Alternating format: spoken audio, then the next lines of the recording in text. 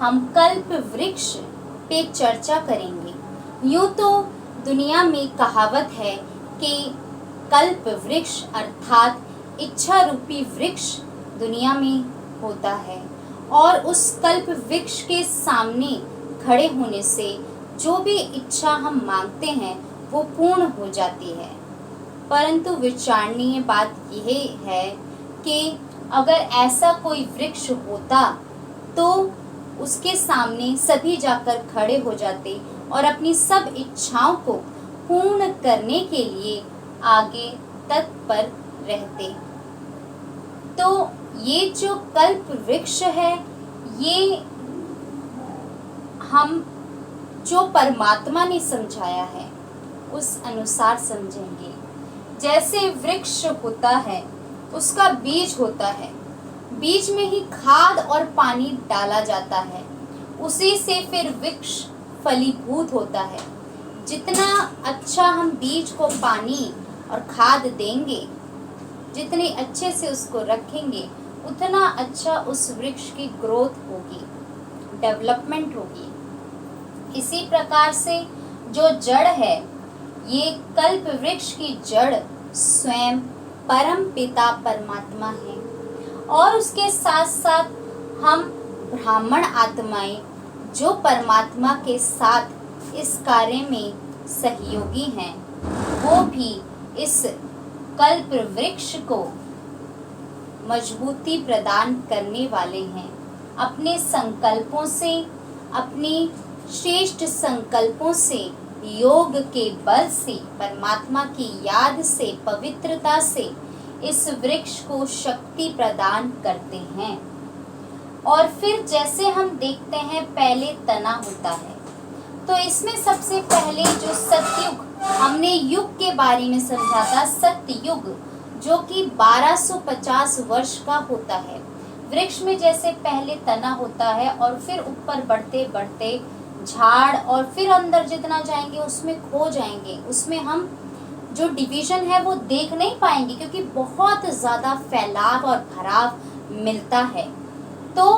इसी प्रकार से तना जो है, नीचे का हिस्सा जो सबसे मजबूत देवी देवता धर्म जो सतयुग था, जिसमें श्री लक्ष्मी नारायण का राज्य चलता है, उसके बाद तना में थोड़ा सा आगे बढ़ते हैं, उसमें राम सीता का राज्य चलता है जो कि त्रेता युग में होता है। और जैसे फिर आगे बढ़ते जाते हैं ऊपर, द्वापर युग की शुरुआत होती है और उसमें इब्राहिम द्वारा इस्लाम धर्म की स्थापना, बुद्ध द्वारा बौद्ध धर्म की स्थापना, जीसस क्राइस्ट द्वारा क्रिश्चियन धर्म की स्थापना, ये द्वापर युग तक हुई थी। यहाँ से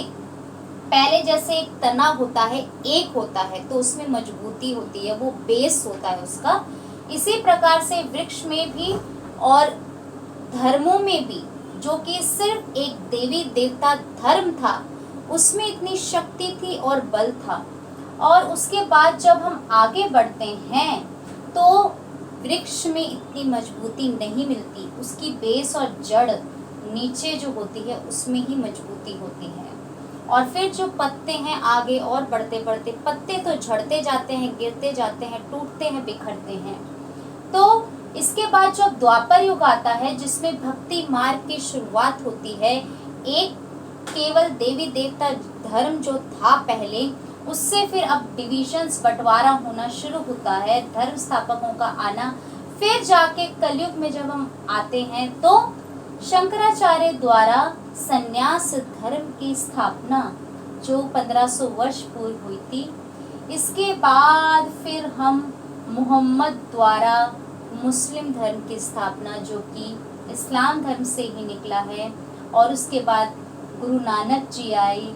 और मठ पंथ आदि और इत्यादि इत्यादि, जो एक धर्म आया उसके भी अंदर बहुत सारी ब्रांचेस उत्पन्न होना शुरू हो गई। और इस प्रकार से फिर इतनी वृद्धि हो गई, जैसे वृक्ष होता है पुराना हो जाता है, उसकी अवधि कुछ पूरी हो जाती है, उसके पश्चात वो वृक्ष फिर गिर जाता है, टूट जाता है, बिखर जाता है, जिससे फिर नए वृक्ष की उत्पत्ति हो सके। इसी प्रकार यहाँ तक आते आते कलयुग का अंत आता है अब ये जो वृक्ष है, कल्प रूपी जो वृक्ष, जो सृष्टि का चक्र को दर्शाता है, वो अब पुराना हो चुका है, बूढ़ा हो चुका है, जड़ जड़ीभूत अवस्था को प्राप्त हो चुका है। अब इसके भी क्या है, परिवर्तन होना है, इसको भी टूट के गिरना है,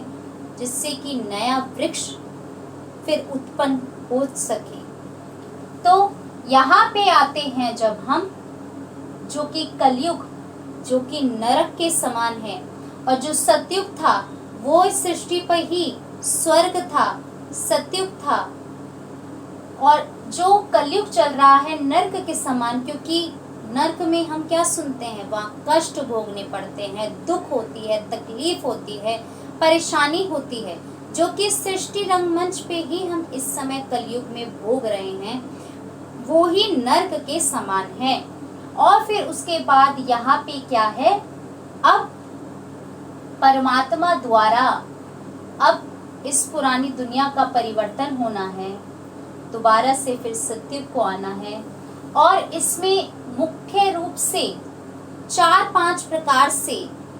विश्व का परिवर्तन होगा, जिसमें ग्रह युद्ध होगा,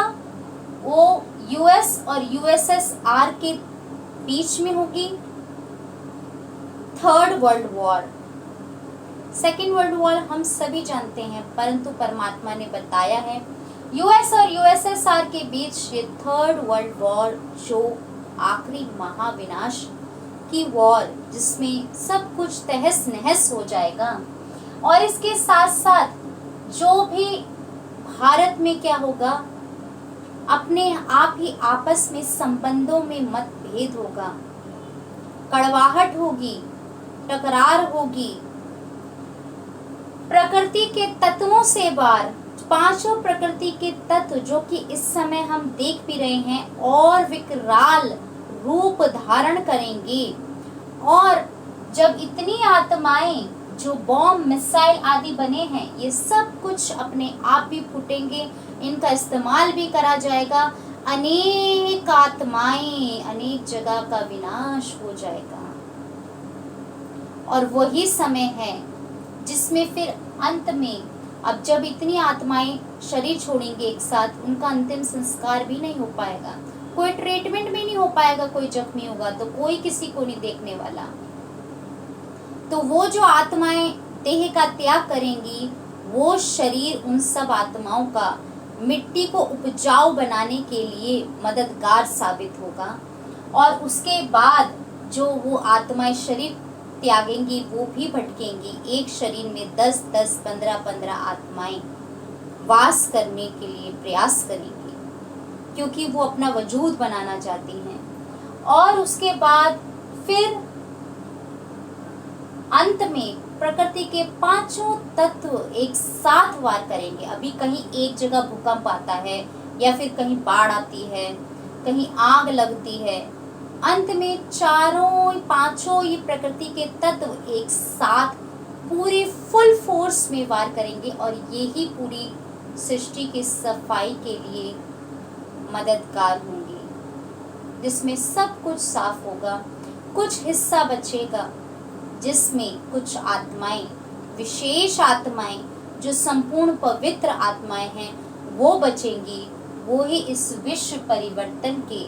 नए युग के निर्माण के कार्य में मददगार होंगी, वही निमित्त बनेगी। तो ये था कल्प रूपी वृक्ष, जिसमें ग्रह युद्ध, अंतरराष्ट्रीय युद्ध, प्राकृतिक आपदाओं के द्वारा विनाश होना है, और वो प्रक्रिया शुरू हो चुकी है, जो हम सभी, आप सभी देख रहे होंगे और देख रहे हैं, जानते हैं, समझते हैं।